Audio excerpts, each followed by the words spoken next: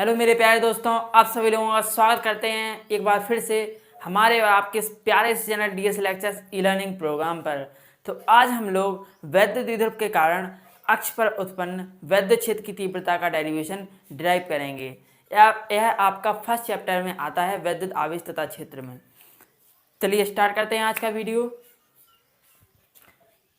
जैसे हम लोग वैद्युत द्विध्रुव के कारण अक्ष पर उत्पन्न वैद्युत क्षेत्र की तीव्रता का डेरिवेशन डिराइव कर रहे हैं, तो यहाँ पर हम लोगों को देखने को मिलता है वैद्युत द्विध्रुव। तो पहले हम कोई वैद्युत द्विध्रुव मान लेते हैं, -q और +q। यह आपका एक वैद्युत द्विध्रुव हो गया, जिसकी लंबाई हम 2l ले लेते हैं। जिसकी लंबाई हम लोगों ने 2l ले ली है। अब द्विध्रुव के जो अक्ष की जो मतलब हॉरिजॉन्टल लाइन को हम आगे बढ़ाते हैं, क्षैतिज रेखा को हम आगे बढ़ाते हैं, तो हम यहाँ पर एक बिंदु P ले लेते हैं अक्ष पर, जिस पर हमें वैद्युत क्षेत्र की तीव्रता की गणना करनी है। अब यह बिंदु जो मध्य बिंदु O से लेते हैं अपन लोग, मध्य बिंदु O से R दूरी पर एक बिंदु P लिया अपन लोगों ने, जिस पर वैद्युत क्षेत्र की तीव्रता फाइंड करनी है, प्राप्त करनी है अपन लोगों को। तो यहाँ पर हम यहाँ तक की दूरी -q से मध्य बिंदु O तक की दूरी हम L ले लेते हैं, और मध्य बिंदु O से +q चार्ज तक की दूरी हम ले लेते हैं L। यह हमारा चित्र तैयार हो गया है। यहाँ पर अब समझिए, जो हमने यहाँ पर लिख दिया है, यह जो हम लोगों ने इसमें माना है वो हमने यहाँ पर लिख दिया है। देखिए इस पर भी वही लिखा है, माना कोई वैद्युत द्विध्रुव है, माना कोई वैद्युत द्विध्रुव है जो कि AB पर स्थित है। अब यहाँ पर A लिख दीजिए आप और B लिख दीजिए, जो कि आपका AB पर स्थित है। वैद्युत द्विध्रुव की लंबाई 2l है, तो देखिए वैद्युत द्विध्रुव की हमने लंबाई 2l मान ली है यहाँ पे। और मध्य बिंदु O से R दूरी पर एक बिंदु P है। मध्य बिंदु A यहाँ पे आपका मध्य बिंदु है, बीच में जो बिंदु है उसको मध्य बिंदु बोलते हैं। मध्य बिंदु O से R दूरी पर, R डिस्टेंस पर अपना एक बिंदु P है, जिस पर हम लोगों को वैद्युत क्षेत्र की तीव्रता की गणना करनी है। तो पहले हम लोग -q आवेश के कारण बिंदु P पर वैद्युत क्षेत्र की तीव्रता की गणना करते हैं। तो यहाँ पर हम लोग हेडिंग डाल लेते हैं, -q आवेश के कारण बिंदु P पर उत्पन्न या P पर वैद्युत क्षेत्र की तीव्रता। अब यहाँ पर हम लोग -q आवेश के कारण निकाल रहे हैं, तो यहाँ पर जो -q आवेश के कारण बिंदु P पर क्षेत्र की तीव्रता निकाल रहे हैं, तो यहाँ पर जो R दूरी है और इसको L को ऐड करने पर हमको -q से P बिंदु तक की दूरी मिल जाएगी। तो यहाँ पर हम R के साथ L को भी ऐड कर देंगे, तो यहाँ पर हमें -q आवेश के कारण मिल जाएगी दूरी P तक। ये बराबर फॉर्मूला था 1/4πε0 q/r²। यह आपका वैद्युत क्षेत्र की तीव्रता का सूत्र होता है। इसमें यहाँ पर हम इसकी जो -q आवेश के कारण है वैद्युत क्षेत्र की तीव्रता बिंदु P पर, इसको E1 मान लेते हैं, और यहाँ पर हो जाएगा 1/4πε0 q/r+l²। इसको समीकरण नंबर 1 मान लीजिए। ए आपकी -q आवेश के कारण बिंदु P पर वैद्युत क्षेत्र की तीव्रता निकल आई है। अब यहाँ पर हम लोग लिखते हैं दूसरा वाला, अपन लोगों को +q आवेश के कारण बिंदु P पर वैद्युत क्षेत्र की तीव्रता लिखनी पड़ेगी यहाँ पे। ठीक है, तो -q आवेश के कारण तो R दूरी है, उसमें से हम L दूरी घटा देंगे, तो हमें बिंदु P तक, Q से बिंदु P तक की दूरी मिल जाएगी। तो R - L यहाँ पर हम लिख लेते हैं +q आवेश के कारण बिंदु P पर बिंदु P पर वैद्युत क्षेत्र की तीव्रता, वैद्युत क्षेत्र की तीव्रता।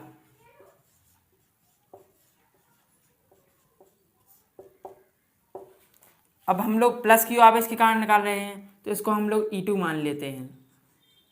E2 बराबर हो जाएगा अपना कितना, E2 बराबर हो जाएगा अपना 1/4πε0 यहाँ पे पहले, और Q बाई, ये तो सूत्र आपका वैद्युत क्षेत्र की तीव्रता का है ही। यहाँ पर जो अपन लोगों को दूरी चाहिए वो प्लस क्यू आवेश के कारण बिंदु P तक की चाहिए, तो प्लस क्यू जो आवेश है यहाँ तक की दूरी मध्य बिंदु O से कितनी है, P तक की दूरी R है, और प्लस क्यू से अपन लोगों को यहाँ पे प्लस क्यू से मध्य बिंदु O तक की दूरी है L, तो R माइनस L कर दीजिए, तो प्लस क्यू से यहाँ तक की डिस्टेंस अपन लोगों को मिल जाएगी। तो यहाँ पर लिख लेते हैं R माइनस L का होल स्क्वायर। यह आपका समीकरण नंबर 2 तैयार हो गया है। अब हम लोगों को ये चेक करना है यहाँ पे, अब हम लोगों को चेक करना है कि यहाँ पे जो बिंदु P पर है वैद्युत क्षेत्र की तीव्रता की गणना करनी है, तो यहाँ पर जो इसकी मान लेते हैं E1 माइनस क्यू आवेश की, E1 मानी थी अपन लोगों ने, तो माइनस क्यू आवेश की E1 मान लेते हैं, और E2 मान लेते हैं किसकी, प्लस क्यू की। E1 मान लेते हैं माइनस क्यू आवेश के कारण वैद्युत क्षेत्र की तीव्रता, और E2 मान लेते हैं प्लस क्यू आवेश के कारण। यहाँ पर E1 और E2, अब जो P बिंदु पर निकालेंगे अपन लोग, P बिंदु पर जो E2 होगी, E2 जो है अपनी, वो उसकी डायरेक्शन किस तरफ होगी, तो आपको पता है वैद्युत क्षेत्र की दिशा होती है जो तीव्रता की, तो वो होती है धनावेश से दूर होती है, धनावेश से दूर होती है, तो उस साइड निकल आएगा अपना कितना, E2 हो जाएगी इस तरफ इसकी दिशा, और यहाँ पर इसकी, एक मिनट, E2 हो जाएगी आपकी इस तरफ, और E1 है इस तरफ हो जाएगी, इस तरफ आपकी E1 हो जाएगी, क्योंकि वैद्युत क्षेत्र की जो दिशा होती है वो ऋणावेश की ओर होती है, तो E1 की दिशा हो जाएगी इस तरफ, और E2 की दिशा हो जाएगी उस तरफ। यहाँ पर लिख लेंगे अपन को, अब बिंदु P पर परिणामी तीव्रता ज्ञात करनी है, बिंदु P पर परिणामी तीव्रता, बिंदु P पर परिणामी तीव्रता, तो E बराबर क्या आ जाएगा, दूरी छोटी है, दूरी अगर छोटी है तो वैद्युत क्षेत्र की तीव्रता बड़ी होगी, वैद्युत क्षेत्र की तीव्रता अगर बड़ी है दूरी छोटी होगी, तो यहाँ पर क्योंकि वैद्युत क्षेत्र की जो तीव्रता होती है वो दूरी के व्युत्क्रमानुपाती होती है, यानी दूरी बढ़ेगी तो तीव्रता घटेगी, तो यहाँ पर हम ज़्यादा में से कम को माइनस कर देते हैं, घटा देते हैं, तो यहाँ पर लिख दीजिए E2 माइनस E1। यहाँ पर E2 का मान पुट कर दीजिए, E2 की वैल्यू आपके पास इतनी दी गई है, E2 बराबर आ गई है आपके पास कितना, 1/4πε0 Q by R minus L का होल स्क्वायर। यहाँ पर लिख दीजिए R माइनस L का होल स्क्वायर, अब माइनस लगा दीजिए माइनस की जगह। E1 अपने पास कितना है, 1/4πε0 R प्लस L का होल स्क्वायर। E1 बराबर क्या है, 1/4πε0 Q by R plus L का होल स्क्वायर। यहाँ पर लिख देंगे 1/4πε0 Q by R plus L का whole square, R plus L का होल स्क्वायर। दोनों हम लोगों ने यहाँ पर वैल्यू पुट कर दी है E2 और E1 की। जब वैद्युत क्षेत्र की तीव्रता एक दूसरे से विपरीत ओर हों तो वहाँ पर हम लोग उस स्थिति में घटा देते हैं। E बराबर आपका आ जाएगा 1/4πε0, इंटू क्यू को अपन लोग कॉमन ले लेंगे, तो यहाँ पर हो जाएगा 1 में R माइनस L का whole square, R minus L का होल स्क्वायर, माइनस लगा देंगे यहाँ पर 1/4πε0 और क्यू कॉमन ले लिया हम लोगों ने, तो यहाँ पर 1/R प्लस L का होल स्क्वायर बचेगा। ये यहाँ पर अपना इतना बचा है। अब E बराबर कर लेंगे 1/4πε0 इंटू क्यू। अब यहाँ पर क्या करेंगे, इन दोनों का एलसीएम ले लेंगे, R माइनस L का होल स्क्वायर और R प्लस L का होल स्क्वायर। ले लिया अपन लोगों ने।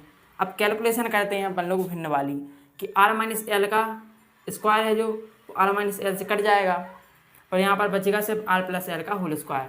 तो आर प्लस एल का होल स्क्वायर का एक में करेंगे तो आर प्लस एल का होल स्क्वायर बचेगा अकेला और माइनस लगा देंगे, माइनस लगाए तो अब आर माइनस एल का होल स्क्वायर और आर प्लस एल का होल स्क्वायर है तो आर प्लस एल का होल स्क्वायर से आर प्लस एल का स्क्वायर कट जाएगा। यहाँ पर बचेगा सिर्फ आर माइनस एल का whole square, R minus L का होल स्क्वायर बचा है अपने पास। अब यहाँ पर ये फॉर्मूला लगेगा, यहाँ पर आपका ये फॉर्मूला लगेगा ए स्क्वायर माइनस बी स्क्वायर का, एक बार ए प्लस बी हो जाएगा और एक बार ए माइनस बी हो जाएगा।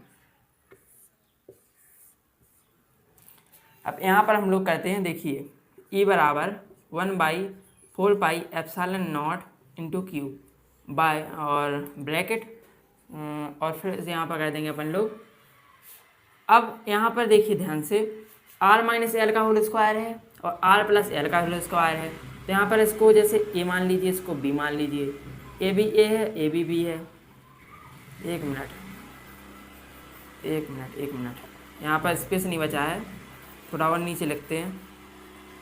ई बराबर आपका आ जाएगा 1/4 एप्सिलॉन नॉट क्यू, यहाँ पर कर लेते हैं आर माइनस एल का होल स्क्वायर है, इसको ए मान लीजिए और इसको बी मान लीजिए, इसको भी ए, इसको भी ए, इसको भी बी। अब ए यहाँ पर ए है और यहाँ पर बी है तो इस टाइप का फॉर्मूला आपको दिख रहा है, देखिए ए प्लस बी ए माइनस बी। तो यहाँ पर एक बार आर को ले लेंगे और एक बार एल को ले लेंगे तो यहाँ पर हो जाएगा आपका आर स्क्वायर माइनस एल का स्क्वायर और फिर ब्रैकेट में ऊपर स्क्वायर, ये आपका बन गया। अब यहाँ पर हम लोग ऊपर वाला जो फॉर्मूला इसको खोल लेते हैं तो यहाँ पर हो जाएगा ए है आपका, ए बी है तो ए माइनस बी और ए प्लस बी, एक बार R plus L minus R plus L और दूसरा वाला R plus L plus R minus L. अब इसमें क्या होगा कि हम लोग यहाँ पर जो माइनस का आर है और ए प्लस का आर है तो यहाँ पर ए कैंसिल हो जाएगा, यहाँ पर ए माइनस का एल है और ए प्लस का एल है, ए भी कैंसिल हो जाएगा।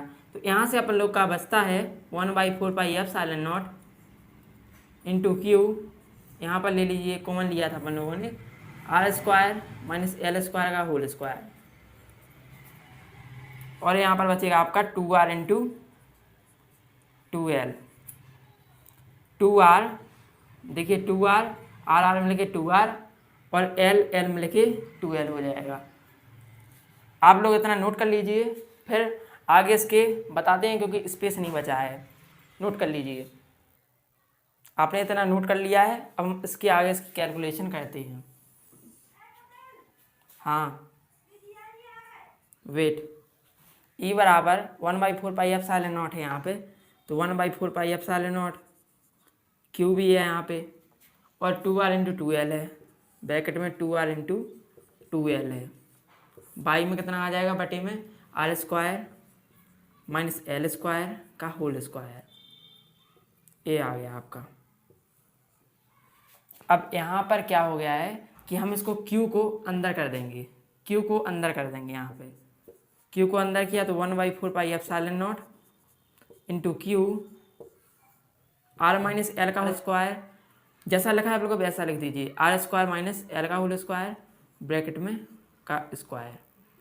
अब यहाँ पर एक मिनट, यहाँ पर हम लोगों ने Q अंदर कर लिया है तो Q हम यहाँ पर नहीं लिखेंगे तो यहाँ पर 2r Q इंटू 2l। अब जो Q इंटू 2l है, जो Q इंटू 2l है वो वैद्युत द्विध्रुव आघूर्ण होता है, P बराबर Q इंटू 2l। ये यहाँ पर जो फॉर्मूला बना है P बराबर Q इंटू 2l का है, यहाँ पर हम P पुट कर देंगे इस जगह पे तो E बराबर कर लेंगे यहाँ पर 1/4 एप्सिलॉन नॉट, जाओ और अंदर है यहाँ पे 2r और यहाँ पे पुट कर देंगे वैल्यू कितनी, P आपकी, तो P कर दिया हमने यहाँ पे। अब R square minus L square का होल स्क्वायर, चले जाओ स्क्वायर कर दिया यहाँ पे। अब यहाँ पर हम लोग जो एल स्क्वायर है वो बहुत ही छोटी लंबाई है, जो एल है अपनी लोगों की वो बहुत छोटी लंबाई है तो यहाँ पर हम इसको लिख देंगे एल स्क्वायर, चूँकि बहुत ही छोटी लंबाई है इसलिए नगण्य मानने पर, इनको नगण्य मान लिया है, मतलब हटा दिया है। नगण्य मानने पर एल स्क्वायर हम लोगों ने हटा दिया है, रिमूव कर दिया है यहाँ से। तो यहाँ पर हो जाएगा आपका ई बराबर 1/4πε0। 2r है, 2r लिख दीजिए और पी लिख दीजिए यहाँ पर। अब जो आर स्क्वायर है, एल स्क्वायर को तो हमने हटा दिया, अब एल स्क्वायर को हमने रिमूव कर दिया, हटा दिया, तो यहाँ पर आर स्क्वायर बचा, उसके ऊपर घात बची है 2। तो आर की घातें 2 दूनी कितनी हो जाएंगी? 4। आर की घातें 4 हो गई आपकी। अब एक आर से एक आर कट जाएगा, तो यहाँ पर बचेगा आपका ई बराबर 1/4πε0। और यहाँ पर ब्रैकेट लगाने की कोई ज़रूरी नहीं है। यहाँ पर बचेगा 2p/r³, जो कि आपका वैद्युत द्विध्रुव के कारण अक्ष पर उत्पन्न वैद्युत क्षेत्र की तीव्रता का सूत्र है। ये आपका सूत्र हो गया है। आज का सेशन हम लोग यहीं तक रखते हैं, मिलते हैं नेक्स्ट वीडियो में, तब तक के लिए धन्यवाद।